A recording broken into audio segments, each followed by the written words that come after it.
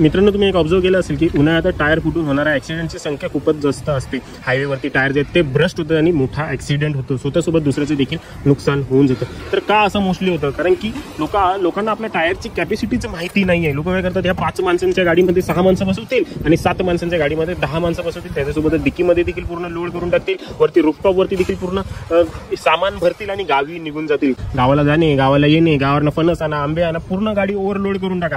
परंतु मित्रांनो, आपल्या टायरची देखील एक कॅपॅसिटी आहे। नवीनच्या नवीन टायर देखील फुटू शकतो। तर काय आपल्या टायरची कॅपॅसिटी आहे मित्रांनो? हा जो दिसतो, हा पुढे जो आहे तो टायरचा साईज नंबर आहे, परंतु हा जो आहे 95 हा लोड इंडेक्स आहे। म्हणजे एक टायर किती वजन घेऊ शकतो ते हे आहे 95, आणि दुसरा जे एच आहे ते म्हणजे स्पीड रेटिंग आहे, की मॅक्झिमम हा एक टायर किती स्पीड पर्यंत जाऊ शकतो। तर इथे हा चार्ट आहे, तर चार्ट प्रमाणे तुमचा टायर देखील जाऊन चेक करा की किती लोड घेऊ शकतो, किती स्पीड पकडू शकतो। त्या लोड इंडेक्स पेक्षा जर जास्त तुम्ही वजन टायरवरती टाकते तर त्या टायरवरती लोड येणार आणि